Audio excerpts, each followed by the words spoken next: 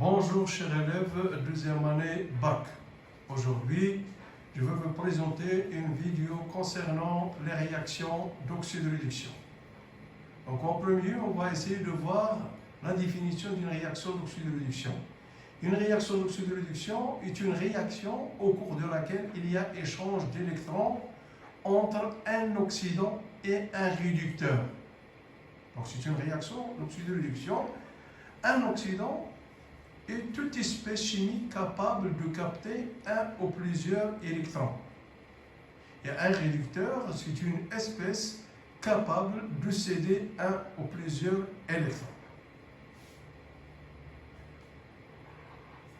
Donc, une réaction d'oxydoréduction, une oxydation, c'est une perte d'électrons. Un oxydant, donc ce qui correspond à un réducteur. Oxydation et un réducteur. Un réducteur, c'est une espèce qui est capable de libérer des électrons. C'est le cas par exemple de Cu qui donne Cu plus 2 électrons. Et le sens inverse, c'est-à-dire dans le cas de l'oxydant, c'est une espèce qui est capable de capter des électrons, Cu plus 2 électrons qui va donner Cu. Maintenant, je vais essayer de voir les applications des réactions d'oxydoréduction et surtout pour les élèves de deuxième année bac, sciences physiques. Donc, une oxydation, comme on a vu, est une perte d'électrons. Bien sûr, on peut la considérer qui correspond à une fixation d'oxygène. Et une réduction correspond à un gain d'électrons et une fixation d'hydrogène. C'est le cas, par exemple, dans le cas de la respiration cellulaire, on voit que pour produire de l'énergie de l'ATP, on a une oxydation du glucose en présence au milieu aérobique de l'oxygène qui va donner le gaz carbonique, le CO2 et de l'eau. Ce sont des composés qui sont dépourvus d'énergie pour donner, en fin de compte, une énergie libérée. On constate que le nombre d'oxygène dans cette réaction il augmente, ce qui correspond à une oxydation. De même, une réduction dans le cas de la respiration cellulaire, on constate que le NADH+, soit elle peut subir une oxydation de la réaction pour donner NAD+, plus de H+, plus des électrons. Et cette réaction se fait au niveau de la membrane interne. La membrane interne, alors que ces électrons, on va les voir par la suite, ils vont être transférés dans la chaîne respiratoire et les protons, ils vont passer de la matrice vers la membrane, vers l'espace intermembranaire, et de même, dans le sens opposé, dans le sens 2. Donc, on a une réduction, c'est-à-dire une fixation de l'hydrogène, réduction, pour donner NADH+. Dans ce transfert d'électrons, au niveau de transporteur des électrons, c'est-à-dire au niveau de la chaîne respiratoire, il y a un transfert d'électrons. Donc, on a un oxydant et un réducteur. C'est-à-dire, au niveau de la chaîne respiratoire, c'est-à-dire de T1 jusqu'à T6, il y a un transfert d'une chaîne à l'autre, de T1 vers T2, vers T3, vers T4, vers T5 jusqu'à T6.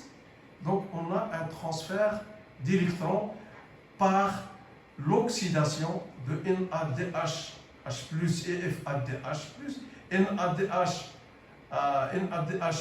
qui va donner NAD+, plus 2 électrons, plus de H+, et FADH2 qui va donner 2 électrons, qui va donner FAD plus 2H+, plus 10 électrons.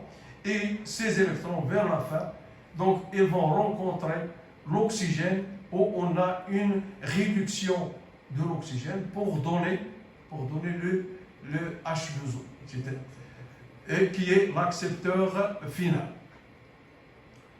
Donc, des exemples, autre exemple de réaction d'oxydoréduction, on a Cu qui va donner Cu du plus 2 électrons. Alors ça, c'est le réducteur qui va subir une oxydation. Donc on dit que le cuivre a subi une oxydation et le Hg+, il va accepter un électron. Donc l'acceptation de cet électron, c'est un oxydant, il va subir la réduction et toujours une réaction d'oxydoréduction et s'accompagne d'un oxydant d'un réducteur qui va donner les électrons et d'un oxydant qui va les accepter. D'une façon générale, en le schématisant, donc oxydant qui va capter les électrons et le réducteur qui va subir une oxydation et l'oxydant qui va subir une réduction.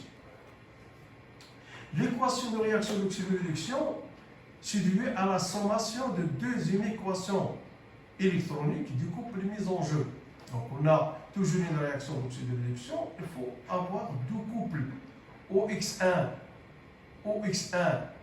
RED 1 et OX2 RED 2. Donc l'écriture de la réaction, donc OX1 plus 1, on écrit tout d'abord les demi-équations OX1 plus un électron, OX2 plus un électron. On l'équilibre, on multiplie la première par N2 et on multiplie la deuxième par N1. Mais toujours, on va appliquer une règle que je vais vous dire par la suite, ce qu'on appelle la règle de Gamma lorsqu'on a deux couples OX1 RED 1 et OX2 RED 2. Donc OX1